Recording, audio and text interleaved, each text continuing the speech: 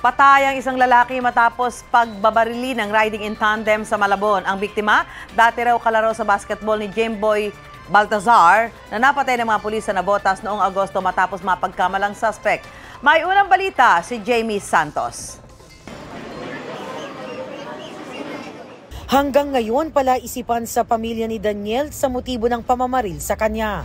Nagpaalam lang daw ito na makikipag-inuman. Pero nang matapos daw ang inuman, nagpaalam si Daniel sa ka-live-in partner na tutungo sa Longos, Malabon dahil may kakatagpuing babae. Yung babae na yon, kaasawa nung kaalitan niya dati before, na may ibantaan na sila nung asawa nung babae na yon. Pero blanco pa rin daw sila sa motibo sa pamamaslang. Kwento raw sa kanila ng kaibigan, hindi pa man daw nakakababa ng tricycle, pinagbabaril na sila. Sa CCTV, hindi nakuna ng aktwal na pamamaril pero nahagip ang pagtakbo ni Soria at hinahabol ng riding in tandem.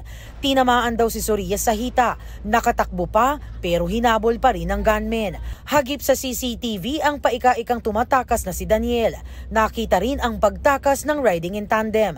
Tinangay pa umano ng namaril ang telepono ni Soria at ginamit pang pang-text sa kinakasama. Doon ata kinuha yung phone niya. Kaya po nakapag-text pa sa akin ng tao na patayin na yung asawa mo. Tingin nyo bakit kinuha yung kanyang cellphone? Para siguro po walang ebidensya kasi nabuksan namin yung account niya, malinis na. Kung alam lang daw ng ina ni Daniel na aalis ang anak ng gabing iyon, hindi na raw sana ito pinayagan. Sa gumawa kay Daniel, hindi ko alam kung anong motibo mo, ba't mo ginawa sa anak ko to. Yun lang po, siya pinangilin po ako ng katalong. Ito ang unang balita. Jamie Santos para sa GMA Integrated News. Hindi pa makapagbibigay ng pahayag ang Malabon Police dahil nagpapatuloy pa raw ang kanilang ginagawang investigasyon sa kaso. Mauna ka sa mga balita, bisitahin at mag-subscribe sa GMA Integrated News sa YouTube. Sa mga kapuso abroad, samahan nyo kami sa GMA Pinoy TV at sa www.gmanews.tv.